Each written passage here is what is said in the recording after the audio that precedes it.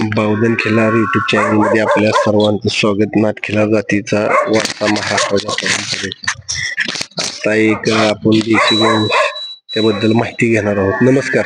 नमस्कार. नाव सांगा आपलं. माझं नाव मितेश मदनराव पिसाळ, राहणार बावधन. बर, गाय आपण आता घरची का विकत आणलेली? नाही, ही गाय आपण आणली पाहुण्यांकडून. बर, मग आता गाय बद्दल सांगा. म्हणजे गाय का पाळली पाहिजे किंवा गाय पाळल्यानंतर काय होतं, त्याचा फायदा काय? गाय आपली संस्कृती आहे आणि ती आपण जपली पाहिजे. बर, खिलार गायचं दूध म्हणा, खिलार गायचा सहवास हा पाहिजे फॅमिलीत सगळ्यांना. तर जुनी लोक पहिले खिलार गायीवरच सगळं औषध पाणी, लहान मुलांना बाळदमा झाला काय झाला तरी खिलार गायच्या नाकापाशी नुसतं बाळाचं नाक धरलं तरी बाळदमा बरा होत होता पहिल्या लोकांचा. ही खिलार गाय एवढी महत्वाची आहे आणि उपयोगी, तर त्याच्यावर माणसांनी आता पाळल्याच पाहिजेत खिलार गाय आणि वाढाय सुद्धा लागलेत. आता तुम्ही बघताय आता इतके दिवस, मग आता गावात तुमच्या किंवा तुमच्या मित्रांच्याकडे आता किती गाय ज्यांच्याकडे नव्हत्या असं सांगा आम्हाला. बऱ्याच लोकांच्याकडे नव्हत्या गाय. तशा बावधन गावामध्ये भरपूर खिलार गायी वाढलेत. खिलार गायींचं प्रमाण वाढलंय आणि बावधन गावला बगाडाची परंपरा असल्यामुळं फरक आहे. खिलार म्हणजे बावधन गावचं जीव की प्राणच आहे, त्याच्यामुळं खिलार गायी सुद्धा वाढलेत भरपूर.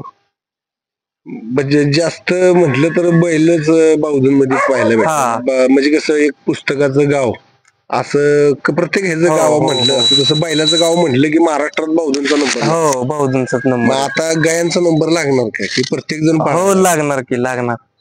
गायींचा सुद्धा नंबर लागणार आणि आता खिलारचं सुद्धा झाले बऱ्यापैकी लोक जागृत व्हायला लागलेत. चांगली पैदास काढायला तयार करायला लोक आता लागलेत पुढे यायला.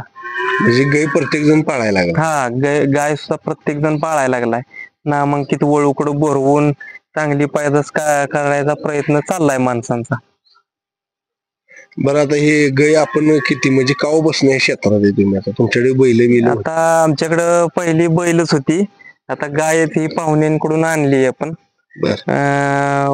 वडिलांच्या होत्या गायी, आता ही आपल्याकडे नव्हती मध्यंतरी, आता ही आपल्या आणली गाय. फरक काय गाय आल्यापासून काय तुम्हाला असं जाणवते? गाय आल्यापासून एक थोडस म्हणजे ताणतणाव घरात काय राहत नाही आणि तिच्या नुसतं पाठीवरून हात फिरवला तरी एकदम शांत वाटत, समाधान वाटत. समाधान वाटत. नालं गेलं काय टाकलं. हो हो. आणि गुण बी चांगलेच घ्यायचं, मारत नाही काय मारत नाही, सोडा काय मारत नाही काय नाही. आणि हिचा भाऊ आपल्याकडे एक बगाड ओढून गेलाय. हिचा भाऊ आपल्याकडे एक होता, म्हणजे आपल्याकडे दावणीला येऊन गेला. हा, दावणीला येऊन गेला. त्यानं चांगलं म्हणजे बगाडात चांगली सेवा दिली त्यानं, म्हणून ह्या ह्याच्या वंशावळीला चांगलं वैशिष्ट्य आहे. शांत येत पण तेवढी तापट बी येत, चांगली समाज कामाला बी काम करतात चांगली, म्हणून साठी ही आणली गाय आपण. आता साधारण किती महिन्याची गाभण, किती दिवस? आता साधारण तरी हिला 8वा महिना चालू आहे. बर, कुठल्या ओळखून भरावली काय? ही फडतरवाडीचे तुकाराम बुवा जाधव त्यांच्याकडच्या ओळखून भरावली.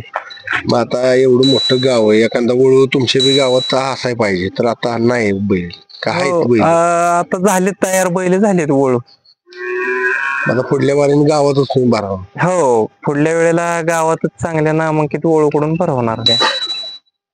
चालतंय. बावधन खिलारला माहिती दिल्याबद्दल आभारी आहोत. धन्यवाद.